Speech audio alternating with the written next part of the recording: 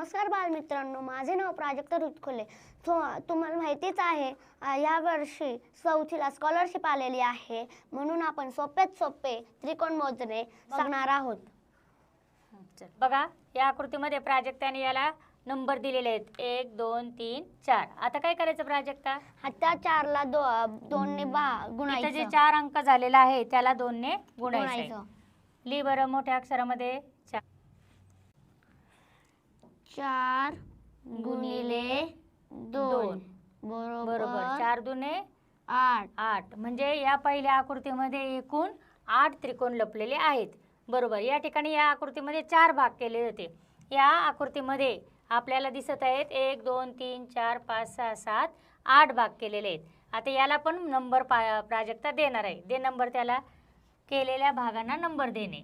1 2 3 4 5 6 7 आणि 8. प्राजक्ता काय केले? किती नंबर दिले? 8 नंबर. याचं पण काय करायचंय? डबल करायचं. 8 गुणिले 2. ओके. लिह बरं इथं 8 गुणिले 2. 8 गुणिले 2 म्हणजेच किती होतील? 8 गुणिले 16. याचा अर्थ या आकृतीमध्ये एकूण 16 त्रिकोण लपलेले आहेत. बघा मुलांनो, हे मोजायला आपल्याला खूप वेळ लागणार आहे.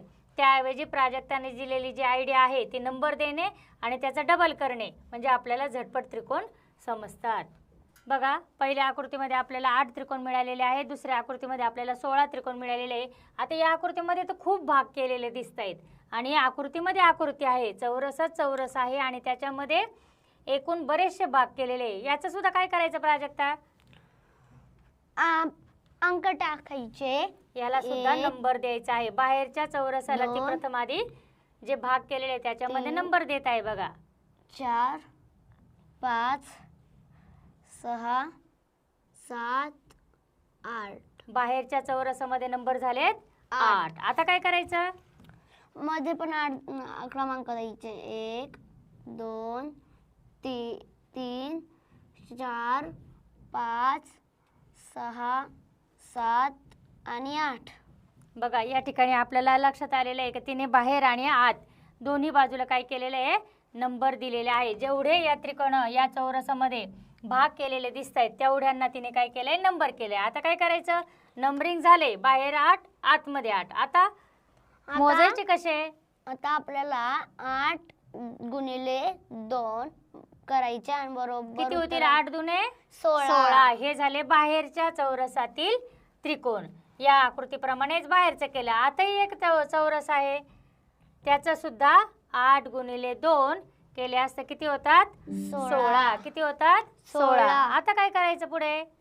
आता यांची बेरीज करायची. बर. बाहेरचे 8 गुणिले 2 झाले 16 आणि आतल्या चौकोनाचे झाले 8 दुने 16. कर बरं बेरीज. 16 आणि 16 किती होतात?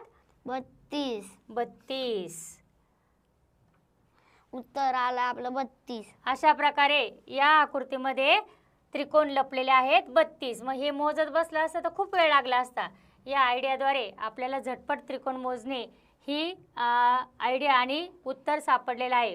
प्राजक्ताने अतिशय छान पद्धतीने या आकृतीचं झटपट त्रिकोण मोजण्याची आयडिया दिलेली आहे. त्याबद्दल आपण प्राजक्तासाठी टाळ्या वाजवूया आणि प्राजक्ताचं अभिनंदन करूया.